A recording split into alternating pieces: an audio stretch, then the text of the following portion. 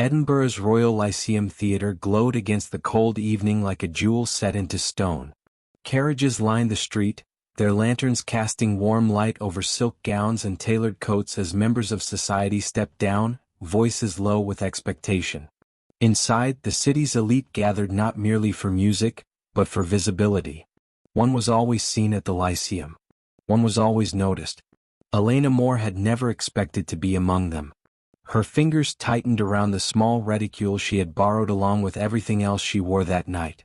The pale blue dress, modest by fashionable standards but carefully altered to fit her frame, had not belonged to her. Neither had the gloves, nor the pearl hairpin securing her dark hair at the nape of her neck. Even her presence here felt borrowed, temporary, like a guest allowed inside only because no one had yet asked the right question. She reminded herself to sit straight, to breathe quietly, to speak only if spoken to. That had been the instruction. Just stay in the box, her acquaintance had said earlier that afternoon. Enjoy the music. No one will trouble you. No one ever mentioned being left alone. The performance had begun beautifully, strings rising and falling with a discipline Elena had never heard outside her own imagination. She loved music, though she had only ever known it through printed notes and distant echoes drifting from open windows. To hear it like this, rich and immediate, was overwhelming. Too overwhelming it seemed. The days before had been exhausting. Her mother's late night sewing. Her father's quiet despair. Her younger brother's debts, whispered but unavoidable. Elena had barely slept, and the warmth of the theater, the low hum of voices, and the steady rhythm of the orchestra worked together like a spell. She did not remember when her eyes closed. She only knew she woke to thunderous applause. The sound tore through her consciousness violently, leaving her disoriented and deeply embarrassed. Her cheek rested against something firm and unmistakably solid. Warm. Wool, faintly scented with cedar, and something darker she could not place. Elena froze. Her eyes opened slowly. She was leaning against a man's shoulder. Not an acquaintance. Not a companion. A stranger. She straightened instantly, her glove catching slightly against the fabric of his coat as she pulled away. Heat rushed to her face, sharp and humiliating. Around them, the audience rose to its feet, clapping enthusiastically, unaware or pretending to be unaware of the small catastrophe unfolding in the private box. "I'm so sorry," Elena whispered, her voice barely audible. "I didn't mean to." The man beside her did not move at once. When he finally turned, she found herself facing calm, assessing blue eyes set into a sharply structured face. He appeared to be in his mid-30s, dark hair neatly kept, his posture controlled in a way that suggested long familiarity with command. He was handsome, undeniably so, but there was something guarded in his expression, as if every reaction had been carefully trained. "Didn't mean to fall asleep," he said quietly, "or didn't mean to use me as a pillow?" Her humiliation deepened. "Both," she admitted. His lips curved, not into a smile but into something close to amusement. "At least you're honest." Elena's gaze flicked around the box. She became painfully aware of eyes turned in their direction, opera glasses raised with deliberate curiosity. Across from them, a woman in diamonds whispered behind her fan while another openly stared. Her stomach dropped. "I should go," Elena said quickly. "I believe I've overstayed my—" "It's too late for that," the man replied evenly. She looked back at him, startled. He nodded slightly toward the opposite boxes. "They've been watching for nearly an hour. Watching you sleep. Watching me allow it." Elena swallowed. "Why didn't you wake me?"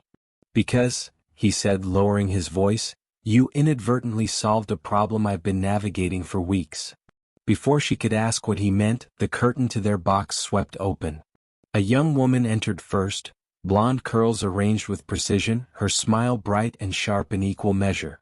Behind her followed an older woman adorned in sapphires, and then two more matrons whose expressions carried the weight of judgment honed over decades. "Your Grace," the blonde said smoothly, "I didn't realize you'd brought a guest this evening." "Your Grace." The words hit Elena like ice water. She turned slowly back toward the man beside her. He rose with practiced ease, his presence shifting the room almost imperceptibly. When he placed a hand at the small of her back, it was light, controlled, but unmistakably possessive. "Lady Vivian," he said, his voice polite and distant. "Ladies, may I introduce Miss Elena Moore, a dear friend of my sister's." The lie was seamless. Elena felt it settle around her like a cloak she had never asked to wear. "A pleasure," she heard herself say, courtesy guiding her tongue where panic threatened to take over. Years of her mother's careful instruction surfaced instinctively. "I hope you enjoyed the performance." Lady Vivian's gaze flicked over her dress, her posture, her hands. "Indeed. Though I must say I wasn't aware you were expected, Miss Moore." "Plans change," the Duke replied mildly. "I'm sure you understand." The air in the box cooled.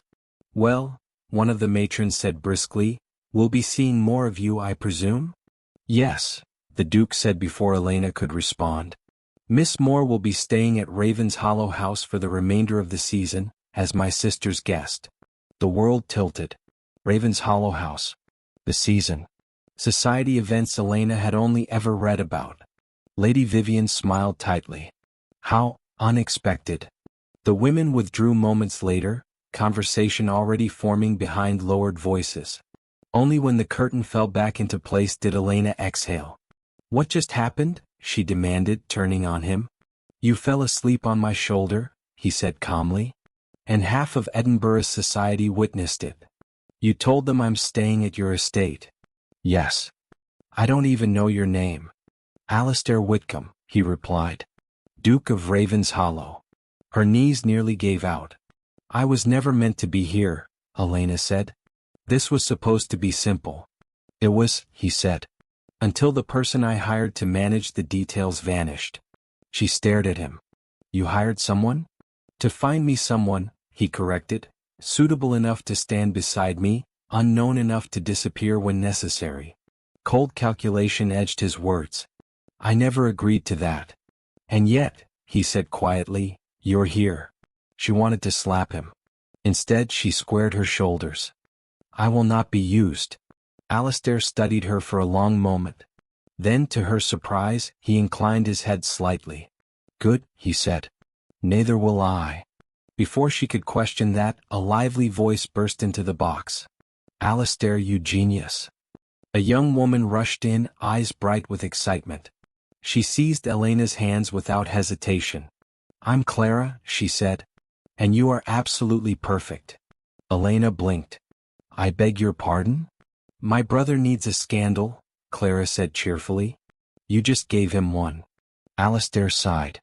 "Clara. Oh hush. She deserves an explanation." And so Elena stood in a theater box, heart pounding, as she was offered a bargain that would pull her into a world she had never belonged to. A borrowed life. A public lie. And consequences neither of them could yet see. Raven's Hollow House did not announce itself loudly. It did not need to.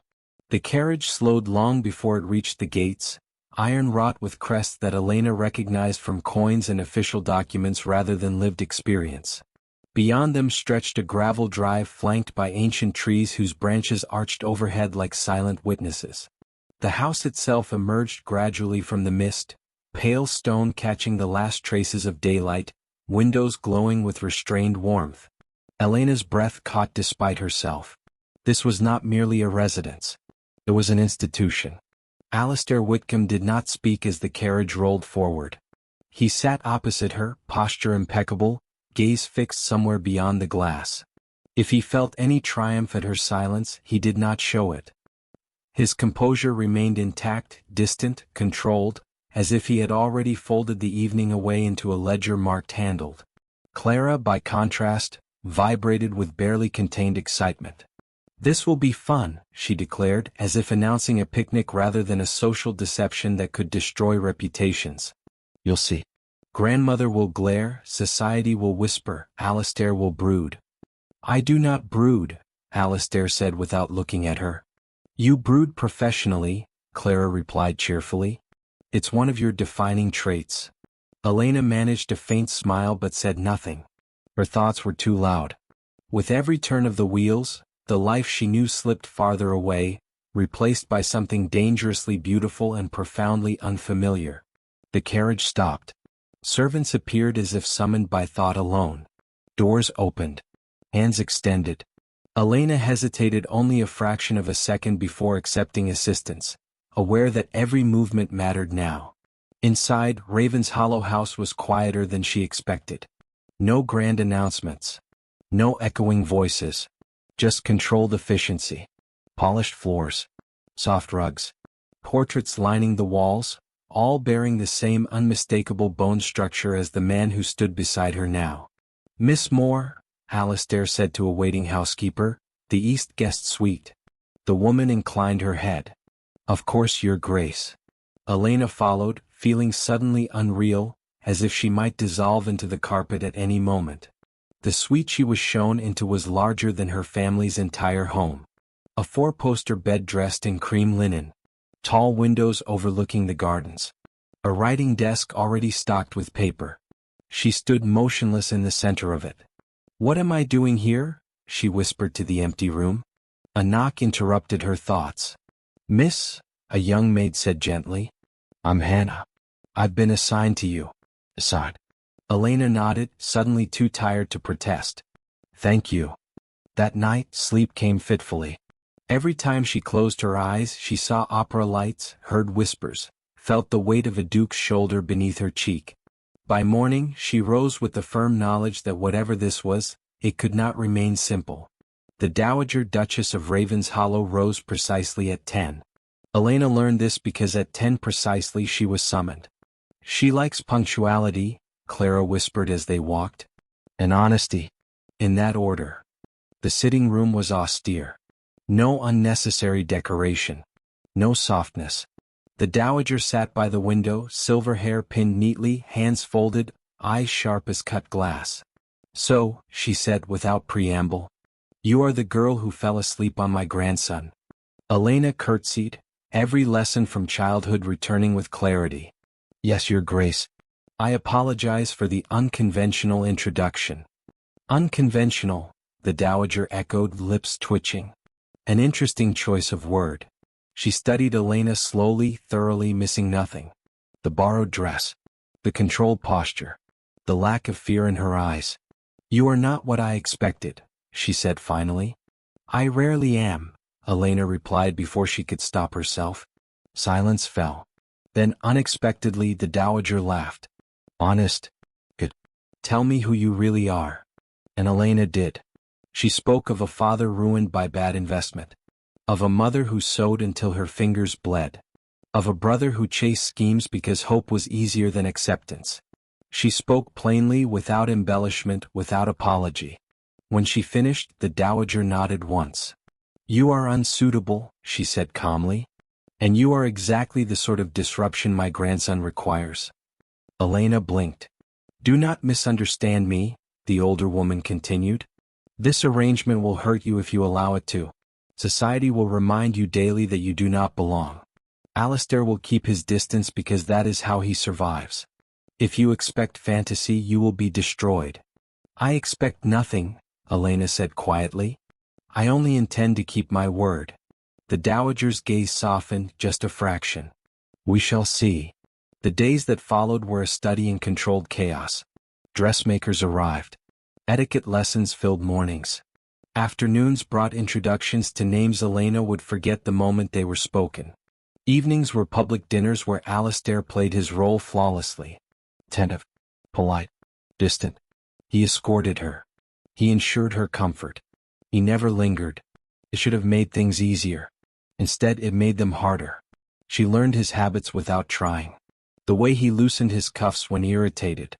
The way he listened intently but spoke sparingly. The way grief lingered around him like an unspoken language. Society noticed everything. At the first ball, whispers followed her like perfume. Temporary. Strategic. A curiosity.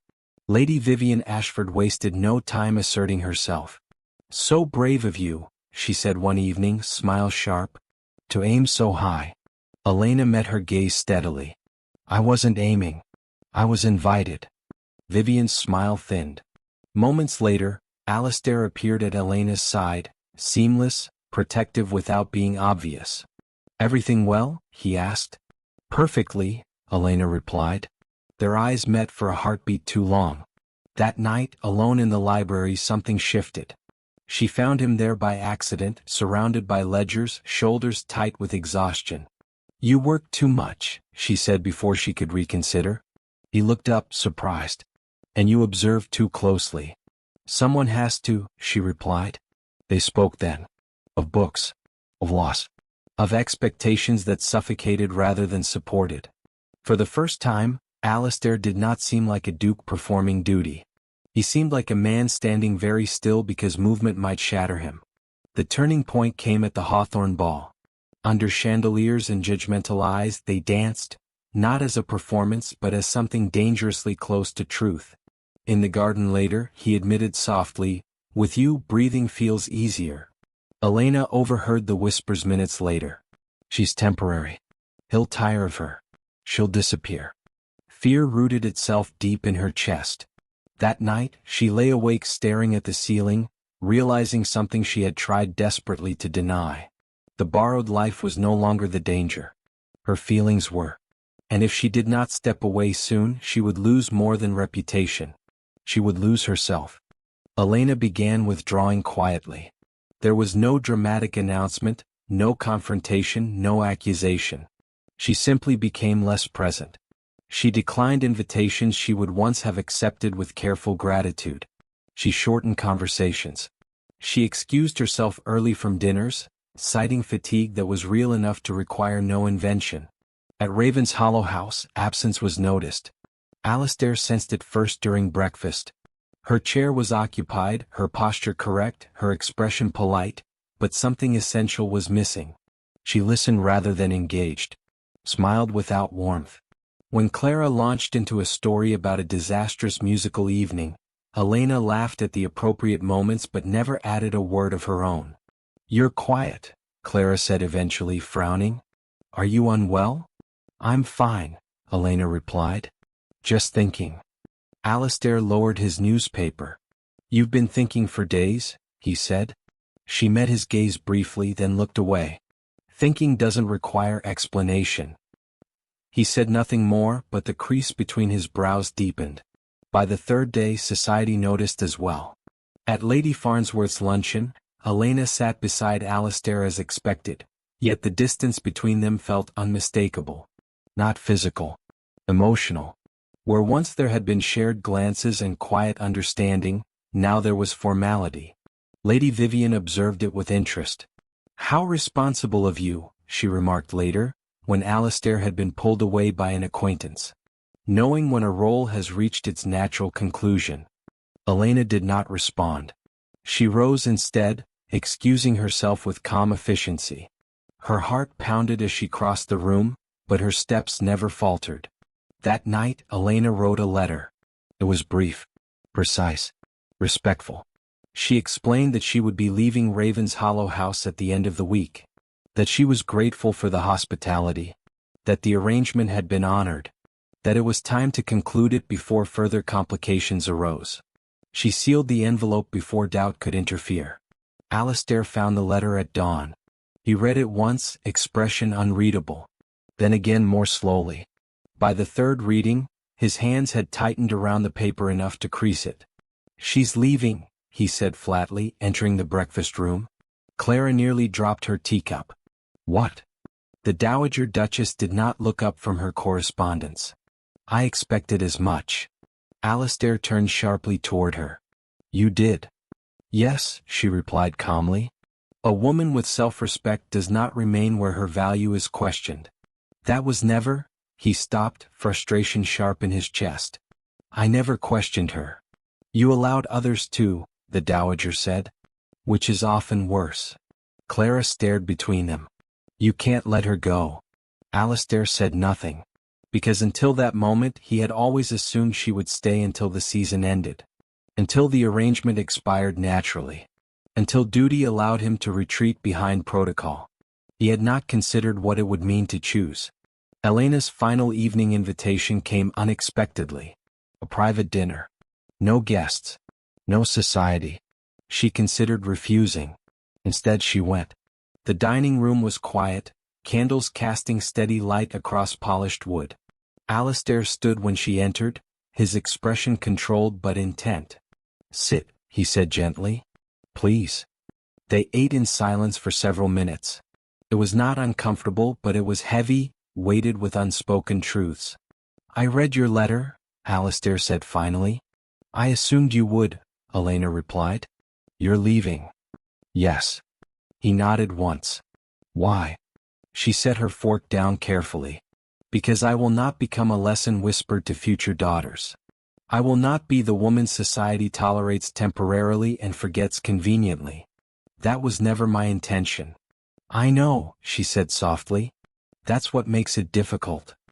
He leaned back, studying her with an intensity that stripped away every pretense. "What do you think this has been for me?"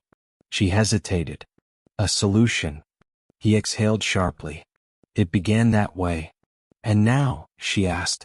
Alistair was silent for a long moment. "Now," he said, "it's a risk I was afraid to acknowledge."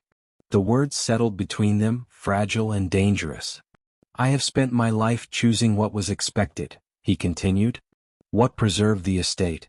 The name. Stability. I told myself feelings were indulgent. Temporary." He looked at her then fully. "You are not temporary." Elena's throat tightened.